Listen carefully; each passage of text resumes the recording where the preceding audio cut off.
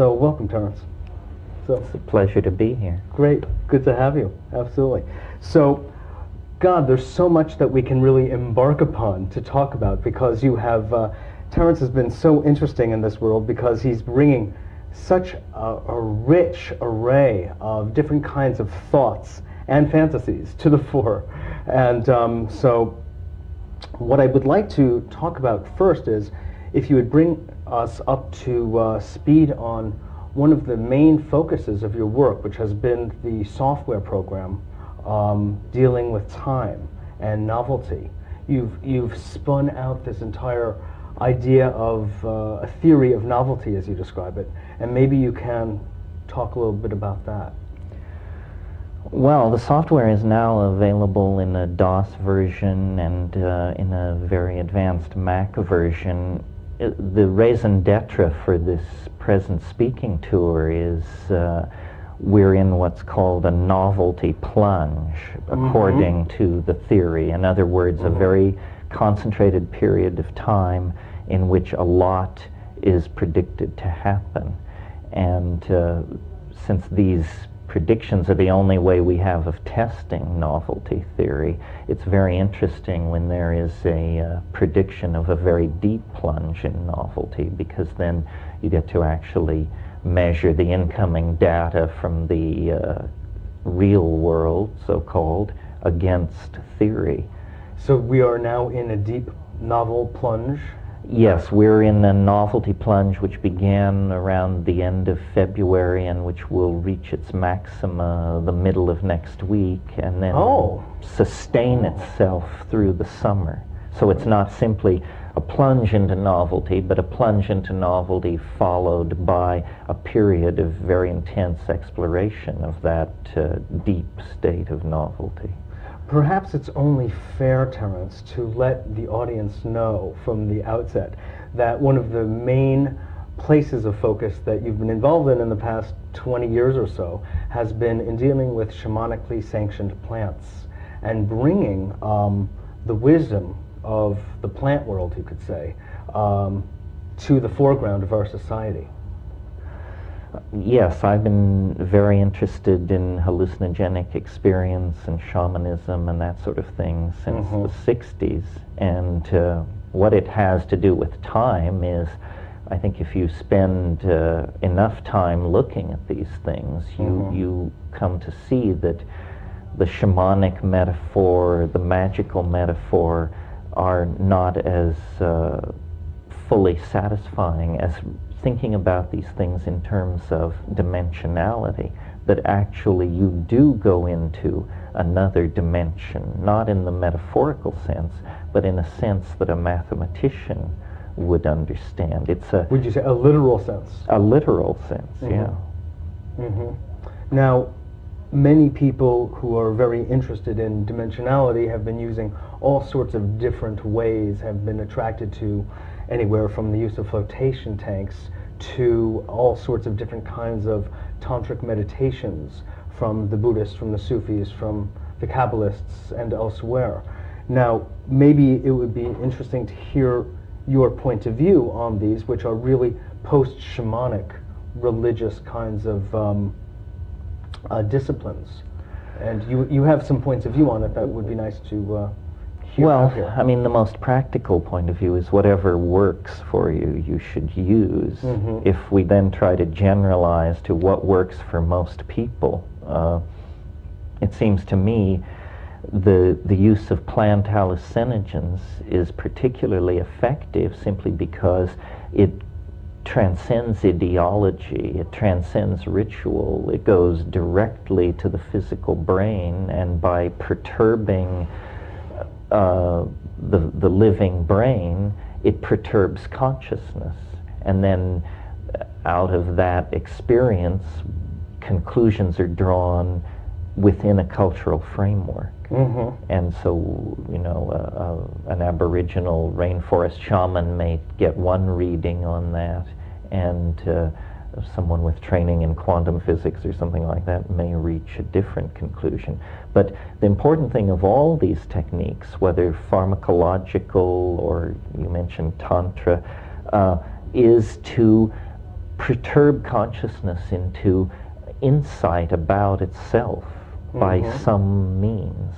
And it's very tricky because consciousness is like a very heavy fluid. It always seems to seek the gravity of the familiar. Right. So, in a sense, what we're always struggling with or against is the tendency toward habituation. And one of the places we see that, of course, is mainly mental habituation. We think along the same lines, we think in the same linguistic patterns. Well, an interesting thing about people is our tendency to habituate and addict to not only drugs and foods, but behavior patterns, ideologies, routines. The founder of general systems theory, Ludwig von Bertalanffy, said once an amusing thing. He said, I would hope. People are not machines, but in every situation in which they're given the chance to behave like machines, they will do so. God, I think we have a society that proves that. The beehive mentality that Robert Anton Wilson refers to. The problem is the power of media to co-opt people's ordinary impulses and to channel them along corporate or consumerist channels that are useful then not so much to the individual but to the organization that's doing the manipulating. Sure. Absolutely, and that is no doubt one of the main reasons there has been such legislation on all levels, social as well as legal, about such things as hallucinogenic plants. Because, in fact, I think your life is very much testimony to that. When people ingest certain kinds of hallucinogens, the last thing they're thinking about is authority, consumerism, or legality, for that matter. Well, it isn't even so much that it neutralizes the consumerist impulses. It actually dissolves and erodes them because it sort of shows the relativity of all existence. Consumerism is based on a strong reinforcement of ego, and ego is so easily relativized by the psychedelic experience that in some sense then the psychedelic experience is the enemy of the consumer society. And this makes for political dynamite, or at least interesting political rhetoric. At least. Well, one of the things that really does happen with the psychedelic experience, as well as through such kind of simpler matters as contemplation or meditation, is people start to become cognizant of their lives, of their bodies, of the world around them, and the values that they're, in a sense, being asked to embrace through standard practices in the society. These no longer look very tasteful, I think, is one of the things that happens. Yeah, I think you could, make a simple model of the psychedelic experience and say that what really happens is that you develop attention to attention. There's a pulling back. There's a second level of attention. And when you have that point of view, you are to some degree alienated because you're more aware of the ambiguity that haunts every situation. But on the other hand, you are more conscious. You're picking up on more of what the information that's actually being passed in the situation. Yeah. Well, I think, I want everyone to know that Terence McKenna has written a number of books, one of which is, I happen to have with me, called The Archaic Revival. And there are numbers of others. True Hallucinations is the last. True Hallucinations. Invisible Landscape. Invisible Landscape. Food of the Gods. Food of the Gods. I did one with the British biologist Rupert Sheldrake and Ralph Abraham, Trialogues at the Edge of the West. Which is a threefer. You get not only me, but two other pretty interesting guys. Yeah, What were those explorations like in that book? We would have a dialogue, and then the third person would critique the dialogue. And these dialogues were on subjects like quantum physics, chaos theory, psychedelics, the millennium, the soul, just sort of things we thought were in the air that people might be interested in. I wish maybe you would tell that story about how you came across the whole idea of novelty and what brought you eventually to the looking at the I Ching and the 64 hexagrams. I just love that story. It's very revealing. If the story, you mean the entire story of my life. Of my life. Yes, the invisible Start in Colorado. Story. I'm just picking up in Berkeley. Basically, we were poking around in the Amazon jungle looking at hallucinogenic plants in the early 70s and had a series of very intense experiences which... This was you and your brother? Yes, which resolved themselves down to kind of mathematical obsession with the structure of the I Ching. For people watching who don't know what the I Ching is, it's a very old system of Chinese divination, system for predicting the future. And the thing about it that's so astonishing is many very skeptical people have come to the conclusion that it somehow works. And the question that we were asking was, how does it work? Sure. How could such a thing work, rather than just treating it as a mystical revelation? Well, people have been asking that one for ages, including the Chinese. To have a system which allows you to predict the future, you would have to understand what time is. And so by grappling with this problem in the I Ching, I came to have a notion of what time is, or at least a theory I was willing to put out for argument. And that's what the software you mentioned earlier was all about. What it comes down to is the mathematics produces a graph, not that different from a stock market graph. It rises and it falls, but it's not a graph of stock movement. It's a graph of this quality of reality called novelty, which is slippery to define, but I think intuitively pretty easy to grasp. And novelty comes and goes. It haunts time like a ghost. Sometimes there are long stretches where it is absent. Its opposite is habit. So you can think of reality as a kind of push-pull, a struggle between habit and novelty. And the good news, from my point of view, is that novelty is slowly winning. There is the history of the universe, or of the 20th century, or of the past 6 weeks, is a history of steadily accumulating novelty. And it's what makes human society possible, electronic culture possible, a city like New York. These are obviously manifestations of novelty that have taken a very long time to accumulate, to come into being. I mean, Manhattan 500 years ago was a wooded, rocky island. So clearly novelty has come to rest here, and we see what it has wrought.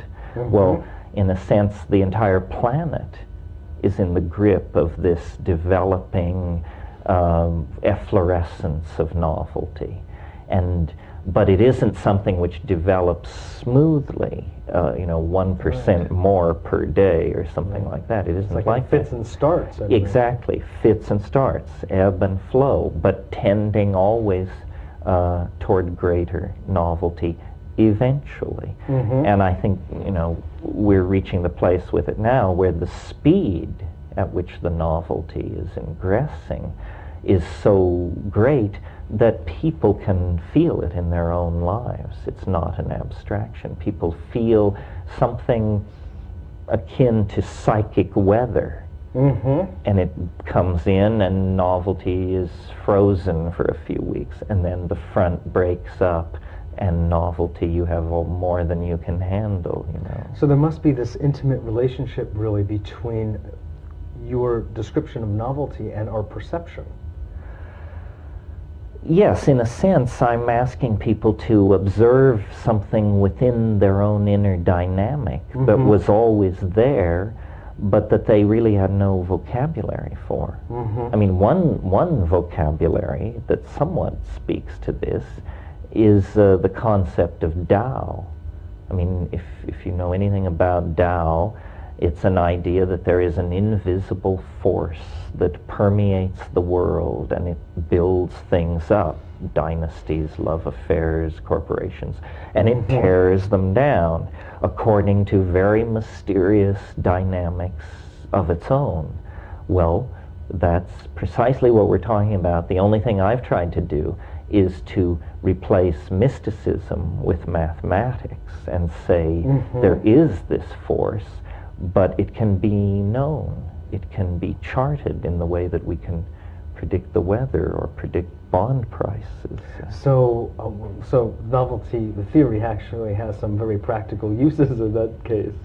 Yes, because what it would tell you, if it were widely accepted, is it would tell you where to expect unusual events and where you would be wasting your time to look for unusual events.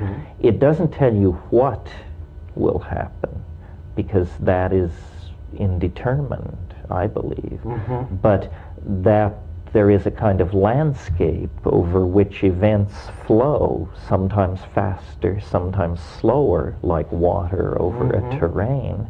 I think that experience makes that seem fairly reasonable. Yeah.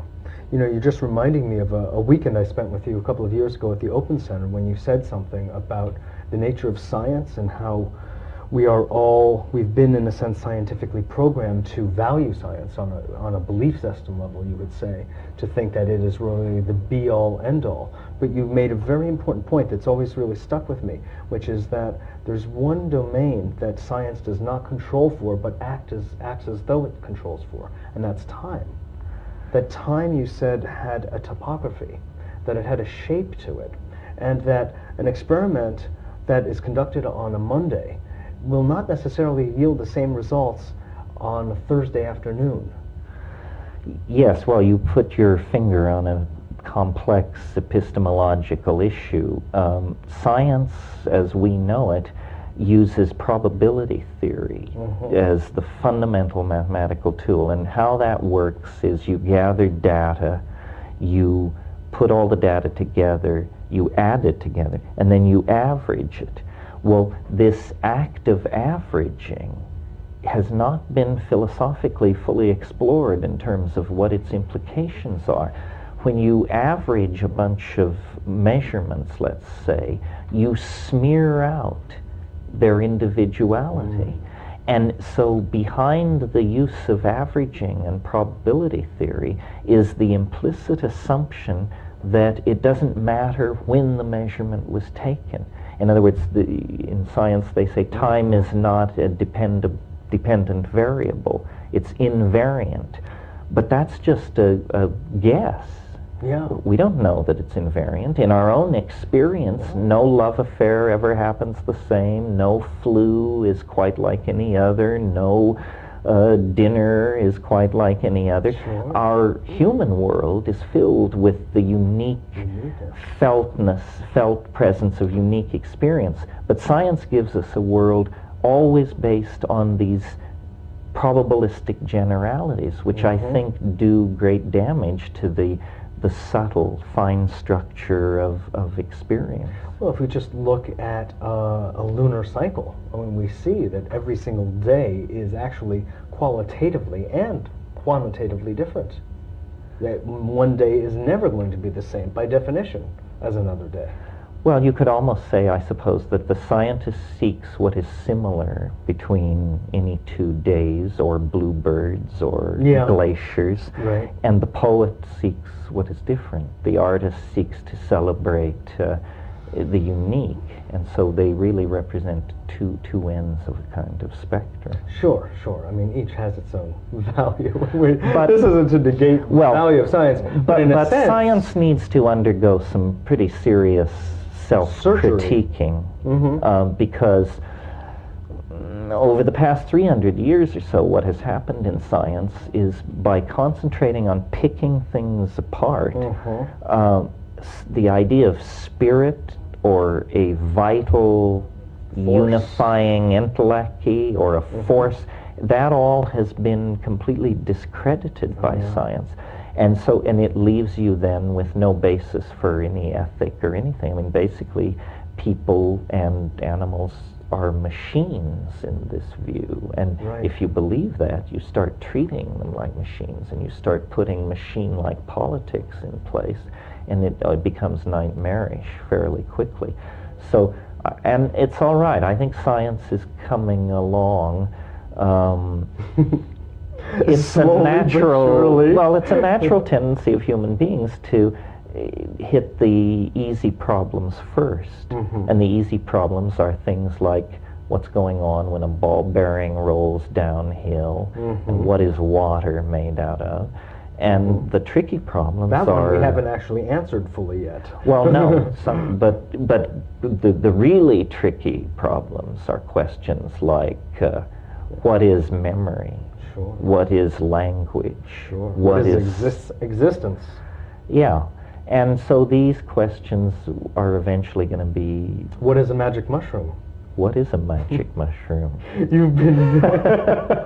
You have to answer that now. Well, basically any mushroom with psilocybin in it is pretty magical. Well, you've described magic mushrooms as language. They synergize, they catalyze language. They, probably as a footnote to the fact that they catalyze the imagination. They catalyze cognitive process. We don't know what that exactly means, but you don't have to be a rocket scientist to see that cognitive process is definitely the name of the human game. So anything which catalyzes art, poetry, literature, mathematics, politics, music, it has major implications for the human enterprise. Of course, it's illegal, it's stigmatized, but these are simply local peculiarities of the folk.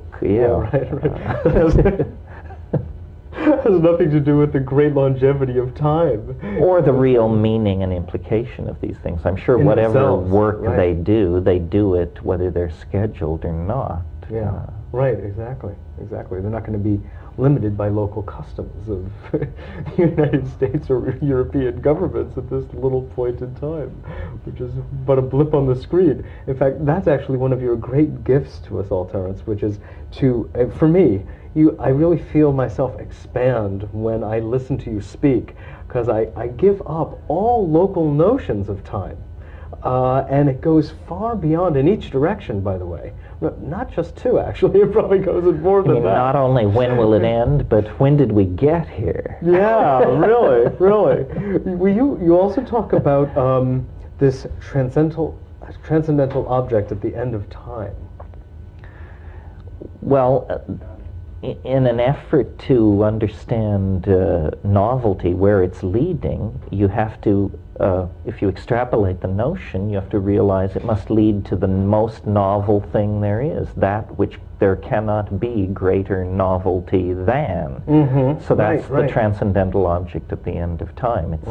It's the light at the end of the tunnel, a kind of attractor of some sort. So when you speculate according to the software, well, not according to the software, I mean according to the novelty theory and what you have extrapolated from your studies of the I Ching and etc., you have selected a date in time at which you postulate will be the end of history. And I always say subtext, as we know it. Right.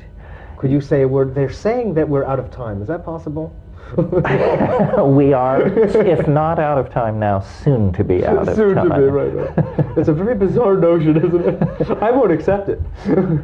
It's like the end of the novel or the end of history. What does it mean? Well, it just means life becomes so complicated that a new dimension is added, and then therefore it makes no sense to call it history. The way literacy and writing added a new dimension. So what is there, do you think, going to be a particular event, or it's going to be some kind of quantum psychological leap, or I think or, it's a or shift? knitting together of all these exotic technologies and human beings that are presently in the world. That cultural boundaries, national boundaries, gender boundaries are all dissolving. And the consequence of that is literally inconceivable to people embedded in history. I mean, those of us who try to keep track of all these things are not able to keep track. And the people embedded in the processes, just trying to earn a job and have a career, are largely clueless as to the nature of the way in which things are crystallizing. Try talking. Like what? Well, like what? All kinds of things are happening. Let's just take the last 3 months. The human genome has been sequenced. Extraterrestrial planets have been discovered around alien suns. They have been discovered? They're discovered. With 70 Virginis has 2 Jupiter mass planets around it. 47 Ursa Majoris has 2 half Jupiter mass planets in orbit around it. Was this written up in something other than the National Enquirer? Was this Oh in no, the this Times? is, you're not reading Science News and Science That's American, Scientific American. Yeah, I missed the last issues. Well, see, that's what I'm saying. The people who are embedded in trying to have a life What are you saying? are not, let's see, what else? This But they found alien, I mean, what they're referring to as extraterrestrial planets planetary around. systems? Yes, there are now about 6 stars within 40 light years of Earth known to have some kind of object around them. And this has all happened just in the last 3 months. How novel. Antimatter was created, a few hundred atoms of anti-helium was created at CERN in Switzerland about 3 months ago. Antimatter converts to energy 100% in the presence of ordinary matter. It's an ultimate kind of energy source. Yeah. Let's see, one other thing. Oh, analysis of this asteroid impact in Canada leads to the conclusion that a huge amount of organic material was delivered to Earth in that impact and wasn't destroyed by heat. So they've established that extraterrestrial biology is arriving on Earth. They've sequenced the human genome. They've discovered planets around alien stars. They've had great success in nanotechnology in the past. This is all in the past 90 days we're talking about. So these kinds of things extrapolated 10 years into the future, along with stuff like the internet and pharmacology and teledildonics and all this other stuff. Teledildonics? Don't ask. All Can we even look it up in the dictionary? after the show, all lead to the conclusion that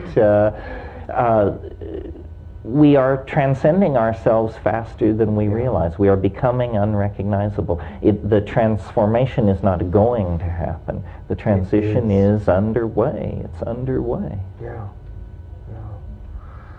This is phenomenal. The transcendent object is approaching quickly.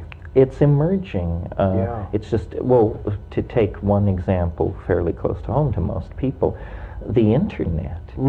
I mean, the internet is the most powerful and advanced technology ever put in place.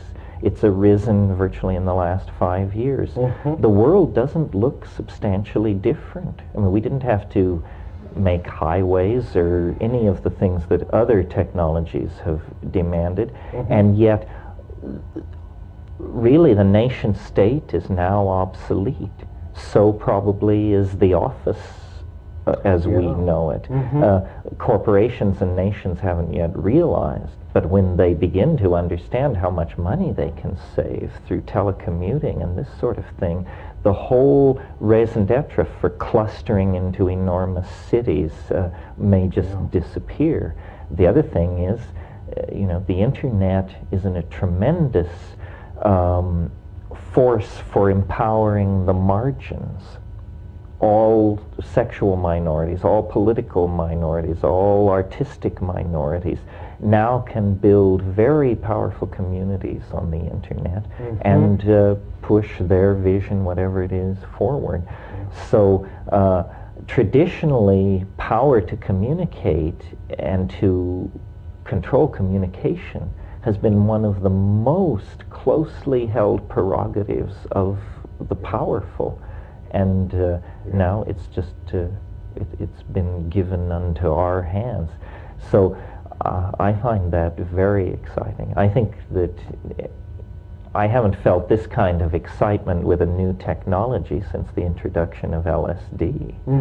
And there are similarities, to be sure. Such as?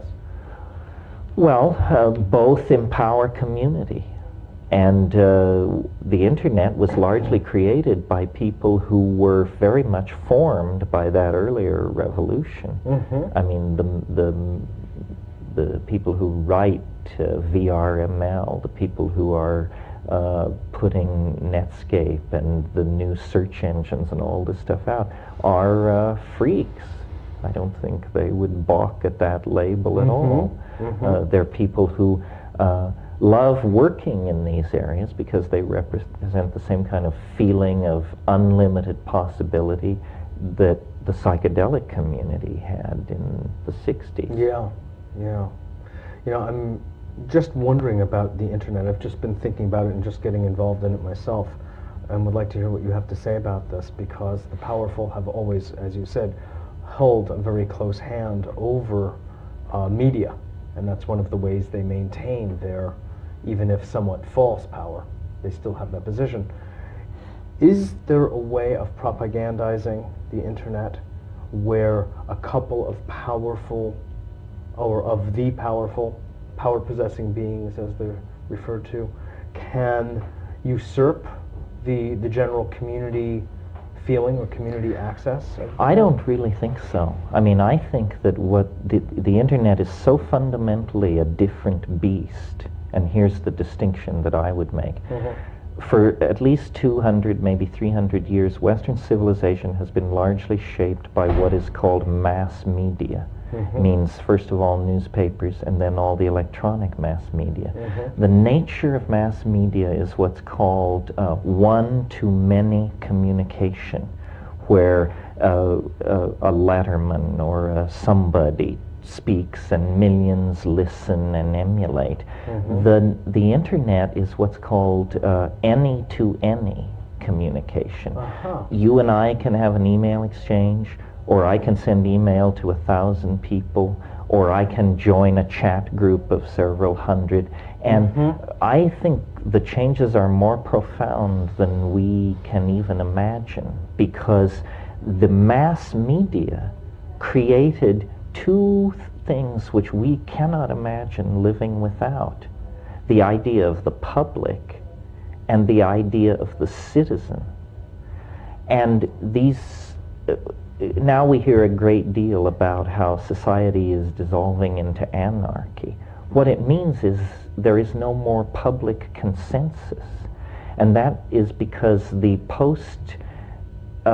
electronic media personality isn't interested in following fads dictated from above in quite the same way. So instead what we have is an incredibly heterogeneous and complex society that's all niches. There's no public anymore. There's just niches. The Latino niche, the lesbian niche, the this niche, the that niche. And there is no cohesion anymore. Well, some people think this is a terrible thing. I happen to think it's a very good thing, because I think it makes us much more difficult to coerce and to control. So the ending of the age of mass media is something that the world corporate state has not really braced itself for, because it has so much money invested in these now dinosaur forms of media. So I think of the internet really as a 60 million television channel. a 60 million channel TV. Sure.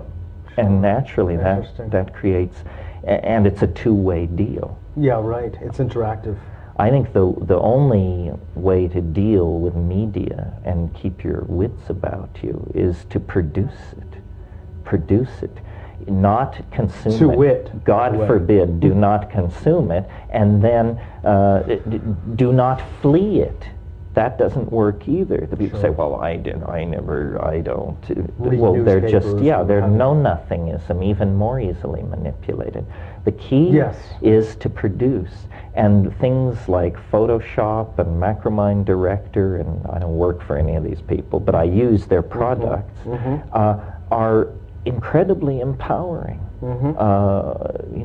What used to require $50,000 worth of production equipment can now be done with $3, and the cost is falling. That's got to be good for the spreading of countercultural and minority viewpoints and opinions. Sure. No, that's a very, very good point. In fact, I was thinking about the internet in this respect a little bit very recently, and I was realizing it's, in many ways, it's, another way of putting it is, it's a great equalizer. From a socioeconomic point of view, people who would never have anything to do with each other, necessarily, would never cross paths, are being given an opportunity to meet via the net. And it's safe. Yeah. Yeah, That's it's right. safe. Yes, it creates a People in absolutely distinct economic strata can come together. Well, and no matter how minority your position, no matter how bizarre your interest, you can find a community of people on the internet absolutely Who share your views. who share your views and who are furiously advancing that agenda. Yeah. The other thing is, what the internet was designed for was research. And if you believe that information is power, then the information gathering research tool that has been given to the ordinary person to actually find out what the hell is really going on. I feel with my internet connection, I have better intelligence than Stansfield Turner had when he ran the CIA for Jimmy Carter. That's how fast these technologies. It's gone from what only the CIA director could have, that now sits on the desktop of millions of American homes. Sure. And what's that, 12 years or something like God.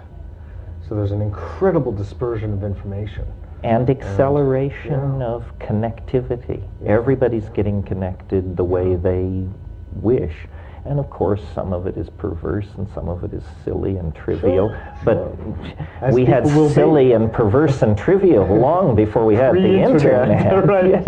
It didn't just all of a sudden arise, because people had a little desktop publishing computer on their desk. Right. Absolutely. Talking about being connected, there's something that's always puzzled me, and maybe you can speak to this, which is you've spoken about a time before history when men and women did something very novel, got along. And do you remember that time? Oh, yeah. Yeah, you want me to run that riff? Okay, would you? It's sort of a... But I have a question that's embedded in that, which, why don't you do the riff and then I'll ask the question. The riff has to do with, I've done a lot of thinking about early human evolution and how did we make the leap so suddenly from an advanced monkey to, a poetry spouting, dreaming thing we are. Right. And the hidden factor, I think, is chemical acceleration agents in the environment, specifically psilocybin and other things. I mean, I'm giving you the light speed version of this. But what I said about the relationship between men and women is, I think that psilocybin dissolves ego, and that the ordinary dominance hierarchies in primates, which are male dominance hierarchies, dissolved for about 100,000 years in human beings because of an item in the diet. Essentially, they were self-medicating themselves into a slightly different relationship to their psychosexuality. And instead of an ego-enforced male hegemony expressing itself as monogamy, there was some kind of polygamous, orgiastic, more egalitarian kind of organization. The reasons for thinking these kinds of things when looking at primates is we have bonobos, which are a kind of chimpanzee, and chimpanzees. Genetically, they're 98% similar, but their sexual behaviors could hardly be more different. One is very male dominant and a lot of aggression and anxiety about female behavior. The bonobos, on the other hand, are extremely loose. Many kinds of sexual activity are tolerated and so forth and so on.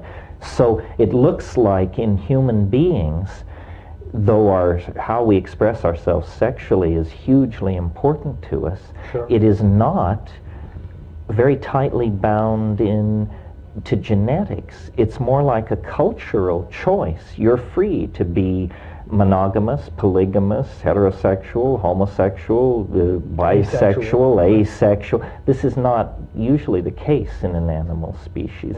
And I think this flexibility about our sexual expression was an effect of the different relationship to libido that experimenting with hallucinogenic plants in the Paleolithic period induced. And it's a fun idea to play with. It sort of explains our nostalgia for a goddess, a time of goddess worship, orgy, nomadism, all children and whatever minimal property there was held in common. It's a kind of anarchy, ecstasy, freedom. And it may be a myth, or it may in fact be a memory of a time. And then of course, once the mushroom... Paradisal beginnings. Once the mushroom is taken out of the picture, those old bad habits, male dominance and so forth, returned with a vengeance. Reasserted, And that's the point in history where you get history. Walled cities, standing armies, kingship, slavery, enforced role models, subjugation of women, the whole bit. The whole patriarchal structure. In a sense, I think the Western phobia about drugs, about hallucinogens, about these experiences has to do with the fact that the ego is very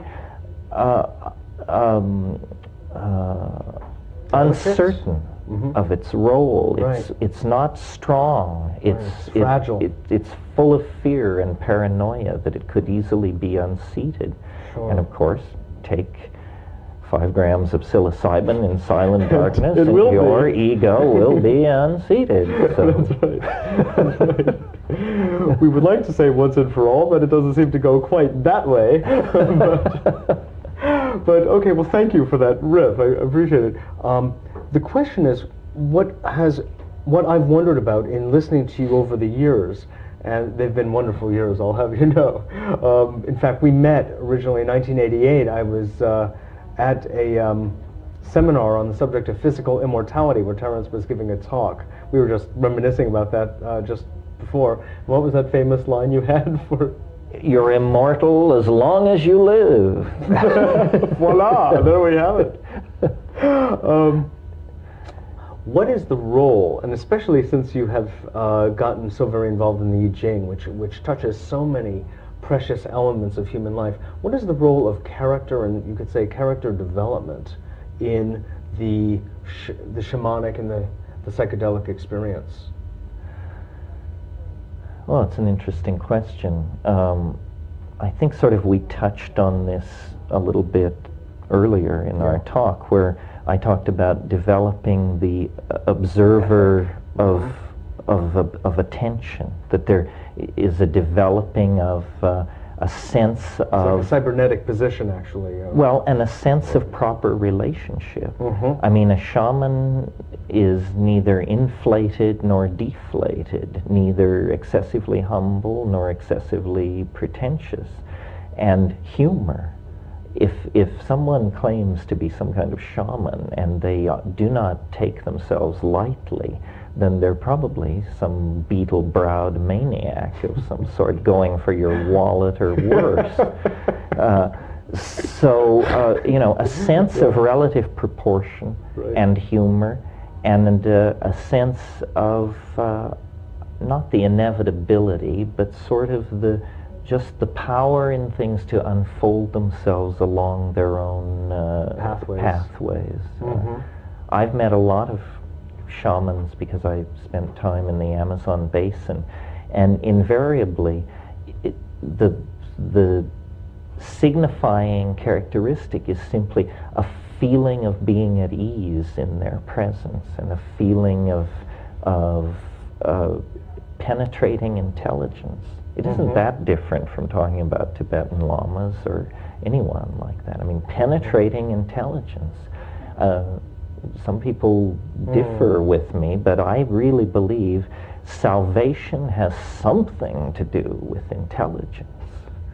You know, it may not be the whole story. It's not just a passing acquaintance. Well, I was quoting, I don't know if I can get this right, but I was quoting last night John Stuart Mill to a friend of mine. John Stuart Mill said, not all conservative people are stupid, but most stupid people are conservative. I thought, amazing. That's great. That's great. I hear what you're saying. So in terms of character development, one of the main things that you were focusing on is humor, which actually preempted one of my other questions when I told you I was sitting down and doing something very novel, I'll have you know, which was thinking of questions that I would like to ask Terence. One of the questions was, what is the role of humor in, well, not the psychedelic experience, I think that's kind of obvious, but in the shamanic experience, with that purview on life, which is pre-religious, so to speak, pre-institutional religious.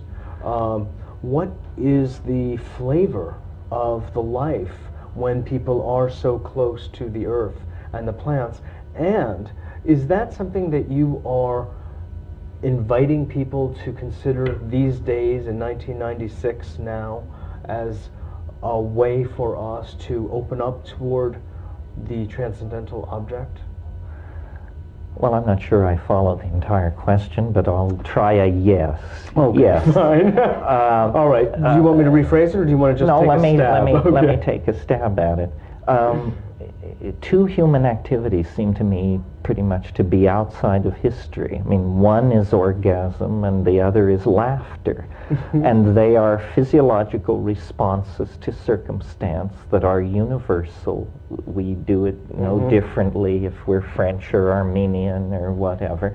And it breaks us out of culture for a moment. And so laughter, I think, is really the shaman's greatest tool. That's why the shaman is always associated with the trickster. And in the clinches, meaning when somebody's dying or childbirth or snake bite or something, the shaman is a very serious and highly functional caregiver and technician. Right. But how the shaman lives with his people is as a clown and a gadfly and a critic and the guy who always says, well, don't you think we should think again, or how about this, or how about that? And I think that it's a playful spirit. It's a playful spirit, and it's a spirit that isn't dogmatic.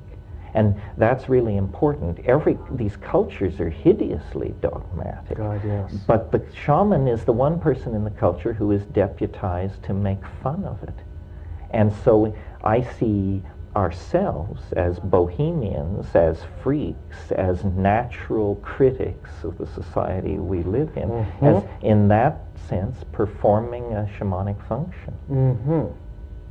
Right, okay, good. That answers the many-pronged question that was, right. And actually, to go a step further with that is, I remember reading something that you were writing about transpersonally oriented psychotherapists and the role that you see them playing in today's society as really being very instrumental. Well, now there are, I don't know, thousands probably, Yeah. people who I would consider shamans, Mm-hmm. who don't live in the rainforest and don't administer their skills to some tiny language group up some river, but who are fully embedded citizens of high electronic culture. And this is a new shamanism that is coming into being. We need Interesting. it. Psychotherapy has been very reluctant to get its feet wet, the talking therapies and then finally the touching therapies, but very little of the taking it and going with the patient into the space kinds of therapies, because that is incredibly dangerous and demanding work, but it's what people must do if they want to work their way out of the modern dilemma. Mm-hmm. Mm-hmm. And do you think that through ingestion, still at this point, this can help us? I mean, it doesn't mean that it has to be for everyone. Oh no, it's definitely, it's not for everyone, but it's an enormous boon to our culture to revivify these shamanic hallucinogens and to bring them into the developing mix of technology and pluralism and new therapies and so forth and so on. I think it's one of the most important tools. I mean, as you well know, there is just simply nothing that effective and that dramatic for pushing you into a new world, whether you like it or not. Sure. And that's where we're going, whether we like it or not. That's true, too. Yeah. And from that point of view, you use the word and make reference to the idea of evolution. And the more I think about it, the more I think that that's a very overused and underdefined term. I'm not even sure anymore what it really is. Well, evolution in biological terms is not in the picture anymore. We are evolving now entirely in the domain of culture. And so culture rapidly. And consciousness. Well, yes, they mirror each other. One is the byproduct of the other. But we're not changing physically. We haven't for 50,000 years. We still have the appendix, etc. Yes, but we are mutating our cultural values and our technologies and our institutions at such a rate that, as I say, we will not recognize ourselves in a very few years. And of course, that's not a biological recognition, it's a psychic recognition. Yes. I mean, imagine someone brought forward to modern New York from 100 years ago. I mean, I'm sure they would assume that, I don't know what they would assume had happened in the intervening 100 years. It looks like Armageddon or something. But it's not. It's just normal unfolding of historical processes and technologies. The mushroom once said to me, "This is what it's like when a species prepares to depart for the stars. Not to worry." Right. Well, they've been speaking to you for a while, haven't they? Really? Long enough. Long enough. We are being signaled that the end of time is really not in 2012, December 23rd or something like that. It's really in about 4 minutes. See, it overtook even my expectations. Much faster than either of us could have realized. In our closing minutes, Terence, are there any particular points that you would like to make? I mean, here we have this wonderful New York audience that is just, loving you and lapping up this show, and I'm just wondering if there's any particular central points that you would like to make, that you would like to communicate to the folks that are listening. I think people should put the art pedal to the floor. I think our salvation is in producing as much beauty and as much communication as fast as possible. That what will make this white knuckle ride to the end of history slightly easier is if we communicate our dreams, our fears, our experience of what it's like to go through this. We've never been here before. This is a unique moment, and probably the future of the human race depends on how we comport ourselves over the next 25 years. So it's a privilege, a challenge, an adventure. Everybody should jump in and feel the surf. Take off your seatbelt and get ready. That's right. Absolutely. Well, that's wonderful. In fact, I just realized on a practical note that you are beginning this Think Along tour in New York That's right. as we speak. Well, this is the most novel place. Really, this is the place to begin. And from here, you're going to Santa Fe. Santa Fe, then Boulder, then Los Angeles, and then Great. home to Hawaii. Wonderful, wonderful. A great place to have a home in, as a matter of fact. We're really glad that you danced into the studio. It was a pleasure to talk with you. Great. Lots Beautiful, of fun. Terence. Good. Take it easy. Absolutely, I will, Terence. Thanks so much. This is Mitchell J. Rabin for A Better World. Thanks again for joining us.